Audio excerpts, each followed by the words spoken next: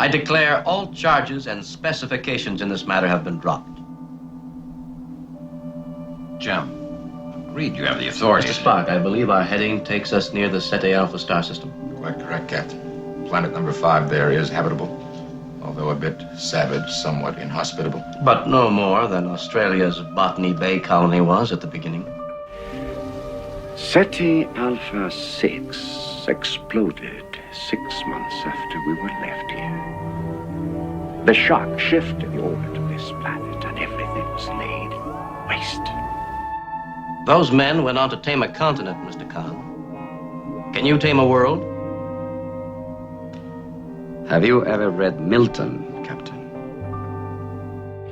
Admiral Kirk sent 70 of us into exile on this barren sand heap with only the contents of these cargo bays to sustain us. You lie! On Ceti Alpha 5 there was life. A fair chance. This is Ceti Alpha 5! I'm not up on Milton. The statement Lucifer made when he fell into the pit. It is better to rule in hell than serve in heaven. Huh. What you see is all that remains of the ship's company and crew of the Botany Bay, marooned here 15 years ago by Captain James T. Kirk. Would be interesting, Captain, to return to that world in 100 years and learn what crop had sprung from the seed you planted today. Yes, Mr. Spock. It would indeed.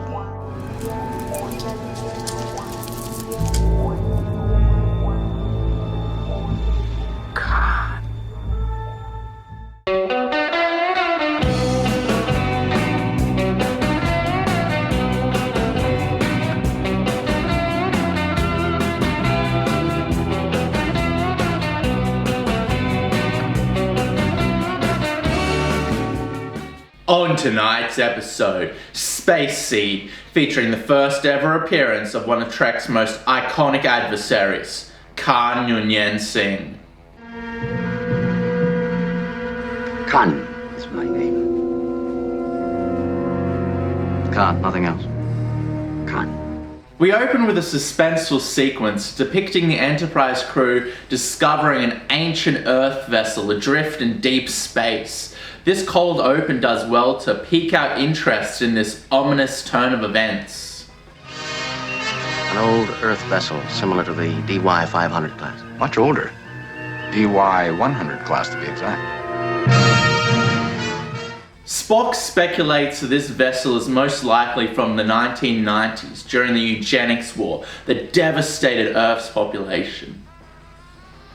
While Trek has predicted a fair few things that have actually come true, I guess it's in an alternate reality from ours now because I don't remember no eugenics war when I was a kid. The mid-1990s was the era of your last so-called World War. Kirk, Bones, Scotty, and the ship's 20th century historian, Lieutenant MacGyvers, then beam aboard this derelict vessel to investigate its origins. Energize.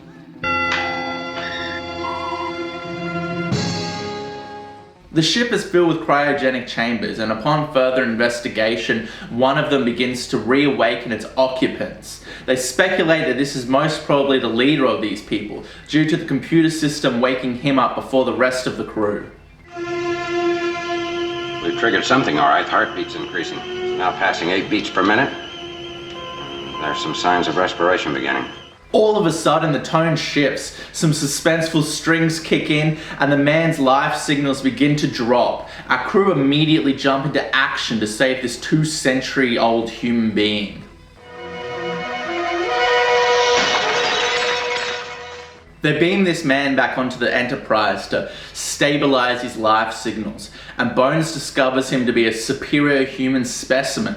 He has 50 times more lung capacity than the average human and twice the strength. He's obviously a result of this eugenics war, and this revelation surrounds his specimen with an ominous atmosphere.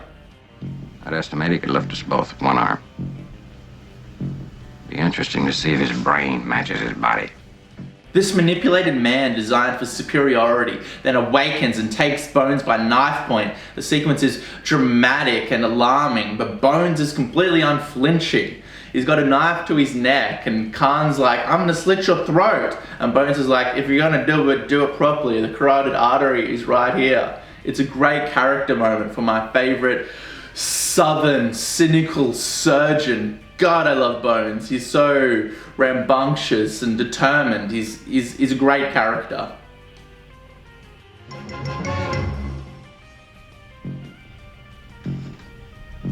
Well, either choke me or cut my throat. Make up your mind. Bones soon negotiates his release, and Kirk is sent down to the infirmary to question this individual. He reveals himself to be Khan, but offers up nothing else about his ominous origins.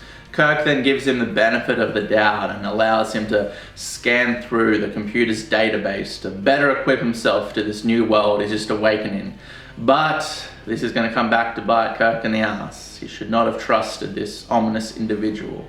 This Khan is not what I expected of a 20th century man. I note he's making considerable use of our technical library. Common courtesy has to spark. He's going to spend the rest of his days in our time. It's only decent to help him catch up. Upon being hired to write the script for Star Trek II, Harve Bennett went back and watched all of Star Trek the original series, never having seen it before. And the one villain that caught his eye was Khan. Now, I think on paper, Khan is a fine villain, but what really makes him memorable and amazing is Ricardo Montalban's performance. The actor just oozes charisma. He's just electric and engaging. And without this great performance that he does here in this episode, we wouldn't have got Star Trek II, The Wrath of Khan. We wouldn't have got another amazing performance by Ricardo Montalban as Khan. This overly dramatic Shakespearean adversary butting heads with Kirk. It's amazing, and I put it all down to Ricardo, or most of it. I mean, the script is good, the script is fine. He's a fine villain on paper. But when you watch the actor's performance, you can't help but be engaged and drawn into him.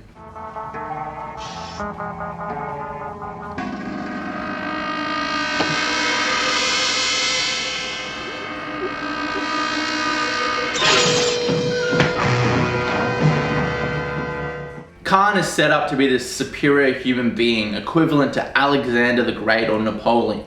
But unlike some other poorly written scripts that just tell us that this villain is superior and never back it up by actually showing him on screen in this manner, this script actually does show Khan's superiority in his actions and his intellect and his dialogue and what he's about to do to this crew.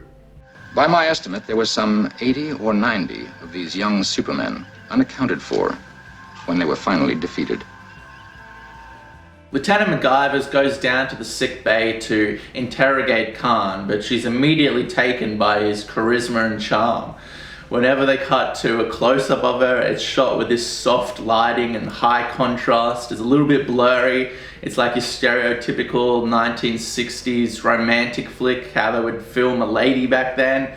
And then Khan just rolls with it and just overtakes her with his masculinity. He takes out her hair and he starts playing with it. He starts complimenting her and she just rolls along with it.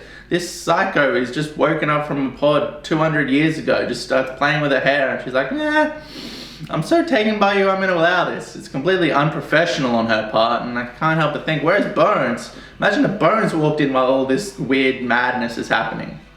Natural. Simple. Mr. Khan, I'm here on business. You find no pleasure here.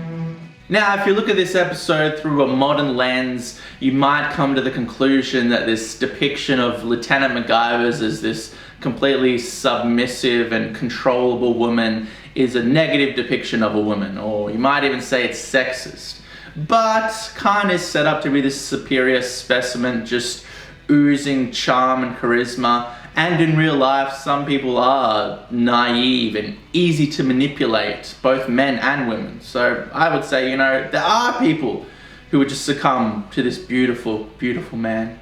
Not myself included, of course.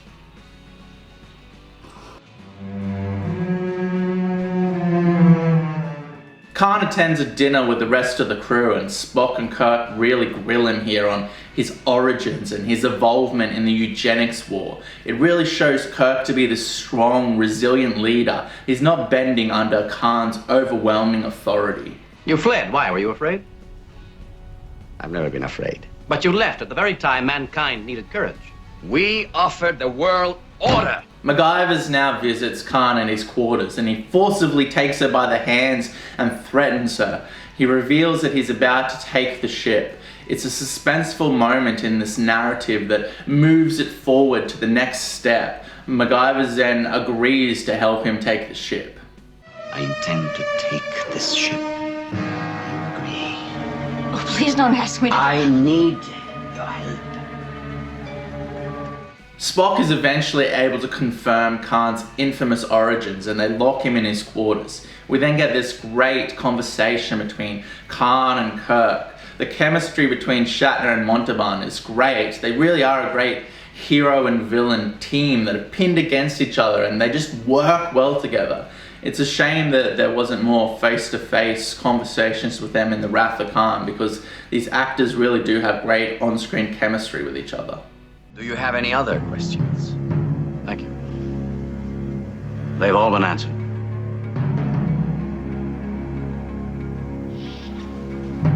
Khan then busts out of his quarters and goes back to his ship to awaken his crew. He uses all the information that he gained from the ship's database to cut off the oxygen to the bridge and trap our crew. It's a great moment and just spikes this narrative up to the next level of suspense.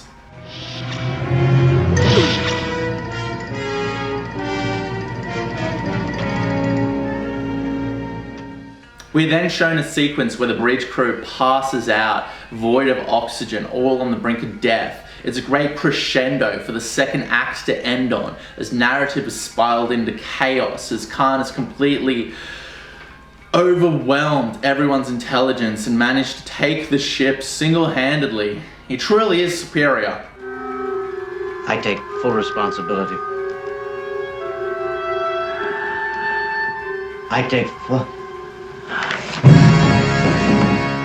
The suspense spikes as Khan releases Kirk, only to throw him in a decompression chamber and void the oxygen once again. He asks the rest of their crew for their compliance, otherwise he's going to murder their captain. This is why Khan is such a compelling villain. He barks orders at the crew here, and Montalban's monologues are so momentous. It's the actor's performance, it's this intensity that really pulls you into this character. Each of you in turn will go in there. Die while the others watch.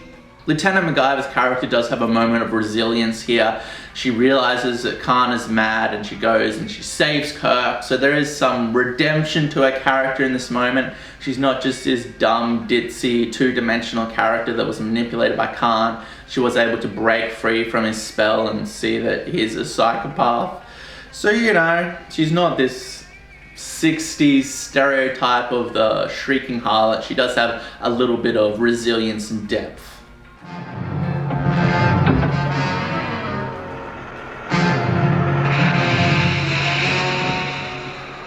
Kirk now takes control of the computers and fills all of the rooms within the Enterprise with this gas to knock everyone out so he can take control of the situation. Scotty is in one of these rooms, and just before he leaves the scene, he punches this guy in the face. It's amazing and truly Scottish of him. Everything's going to shit, I'll fucking punch this guy for a lift.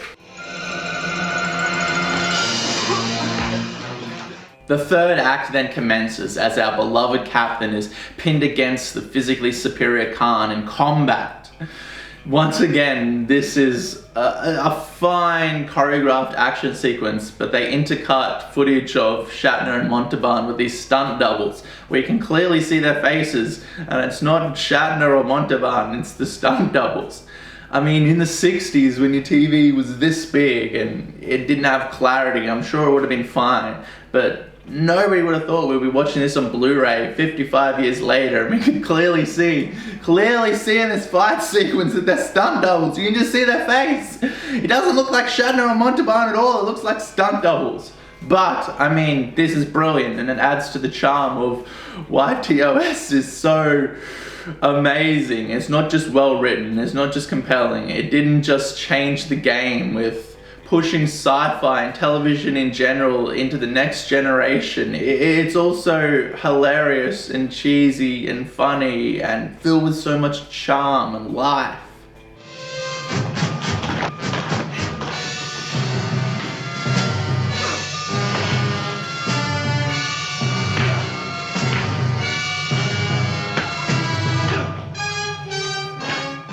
So the fight just ends with Kirk pulling out a metal bar and beating Khan into submission. It's pretty funny.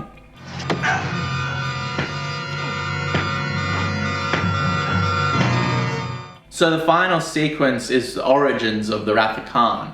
Kirk decides to exile Khan and the rest of his crew down to SETI Alpha 5, and Lieutenant MacGyver is given the option whether she wants to be court-martialed or to go to this hostile environment with Khan, and she chooses to go with him, eventually leading to her death. So it's all pretty brutal when you watch it in retrospect, knowing what happens to them with the planet's orbit being knocked out of axis and all the plant life dying, and this situation which would have been manageable for Khan and the crew turning into this complete hostile, fucked up situation where most of the people died. It's a great moment for Harve Bennett to have witnessed and thought about and saying, hey, what happens if Kirk didn't go back, if he didn't check up on these people, and if they ended up, just because of random happenstance, leading into this incredibly hostile, terrible situation, and then Khan is just filled with resentment and rage and revenge, and he comes out of it and he attacks Kirk, and it'll be amazing, it'll be like a ship battle in space, and it'll have all these Moby Dick connotations and Shakespearean connotations, and it'll be about Kirk getting old, and it'll be about revenge, and it'll be about coming to terms with the end of your youth. The Wrath of Khan. Some people say it's a good movie. I say it's a good movie. Would be interesting, Captain, to return to that world in 100 years and learn what crop had sprung from the seed you planted today. In conclusion, I mean, when you objectively analyze the structure of this story, it's well written. It has 3 acts. It crescendos in a moment of violence, all the beats work, the backstory for Khan is well written. It's a fine narrative. It's not amazing. It's not like a standout episode of TOS where you go, wow, this is brilliant. The brilliance comes in with Ricardo Montalban's performance. He's so electric and charismatic as Khan, and without his performance and his intensity as an actor in these moments of madness, we wouldn't have gotten Star Trek II, The Wrath of Khan. Unarguably the greatest Star Trek film of all time. Harve Bennett just would have glazed over it and been like, yeah, that was a good episode. But instead he went, whoa, who is this guy? What is this villain? What's going on here? Can we do something with him? Where's Ricardo Montalban? Is he retired? He's still going? Let's get him! Let's do The Wrath of Khan! Alright, thank you all for watching, and it really help out if you guys could like, subscribe, and in the comments tell me how I got all the facts wrong and how my opinion is null and void. Thank you, and good night.